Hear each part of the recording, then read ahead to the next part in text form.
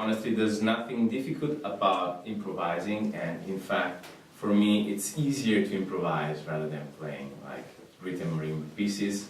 And the whole idea is that I don't have a stand, right? I don't need a stand.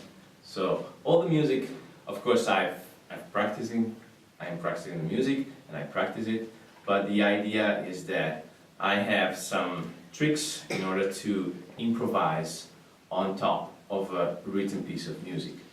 For example, usually I play the head, meaning the main theme, and then I improvise on top of the changes, so on top of the chords. That's what's happening in the 80% of the time when you play improvised music or jazz music.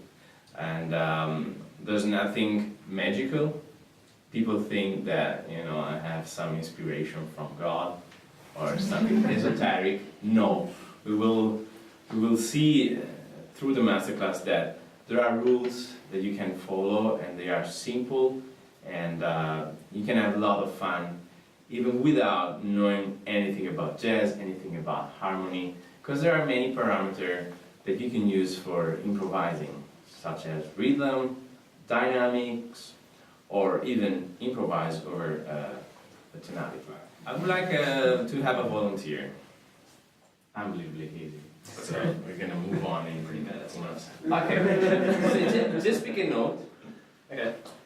Okay, great. And then just play quarter notes. Okay. Now, what I want you to do is to add 16 or 8 notes. So you can basically play a rhythm.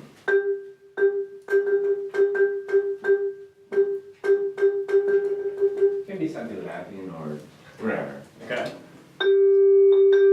Okay, you can play with two.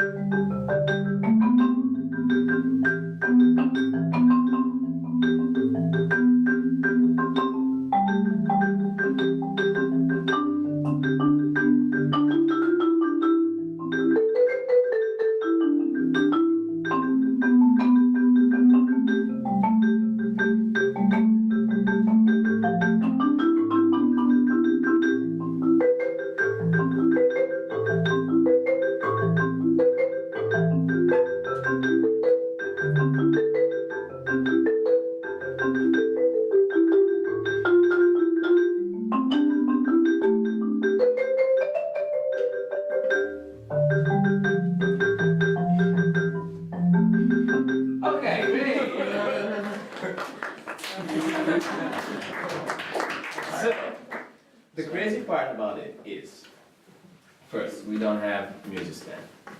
Second, I don't know him. Right? Third, we can make a concert.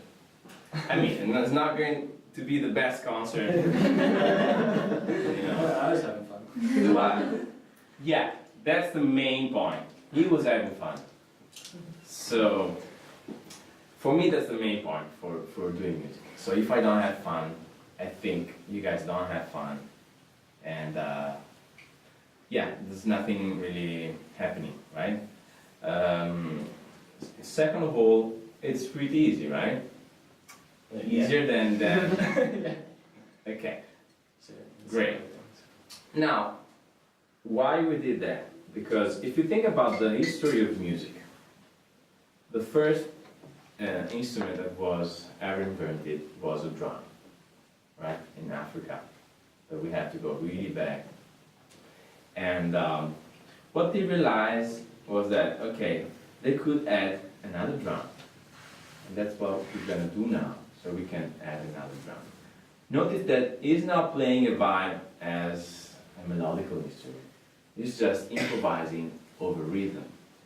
So if you guys want to start with improvisation, I would think this is the first parameter that you can use, because it's easy and you are a percussion player, so you're supposed to have a good rhythmic feel. Otherwise you were not here, right? So, I suggest you to start improvising over rhythm. Now we're gonna add maybe, okay, we can even add like maybe 3 notes, right? Okay. Okay, so the idea is you can pick whatever note you want. Great. Right? So you can be like fancy and play like a... Actually I'm playing 4 notes, whatever. Or you can stay more on a scale, right? So on a tonality. And then we will talk about how to study scales. Because I know for sure you guys do like a... And it's pretty boring, right? Okay, then I'm going to show you another way to study scales that I think it's more interesting and not so boring. Because we went through all of this. So, right, so you can pick like 3-4 notes. Okay. Okay, but stick with the idea that it's not about playing melodies, it's more about you being a drummer with a set of vibes. Okay. Okay? Okay.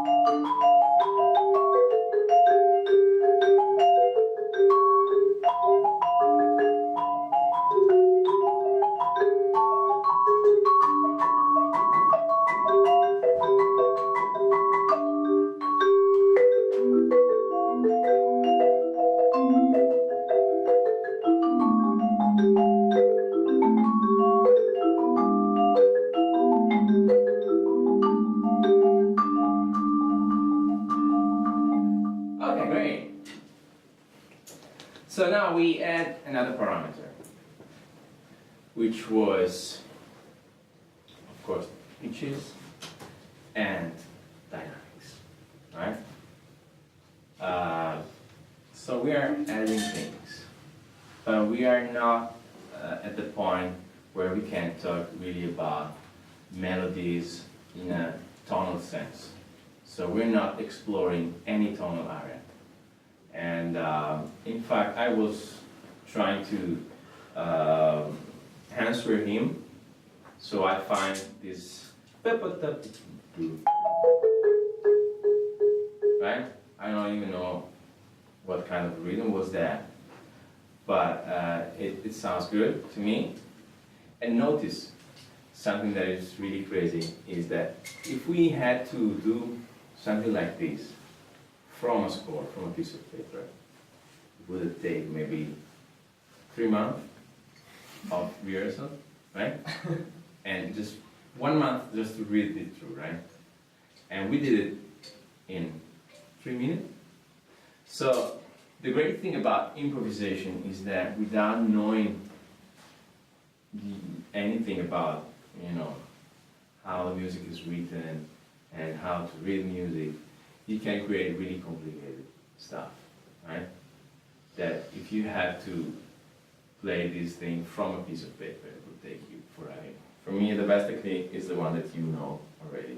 So if you feel comfortable with that and you don't feel pain on your shoulder or your arm, I think you can stick with that. You know, I'm not the one to say, okay, if you want to play vibes, then you have to play short tone.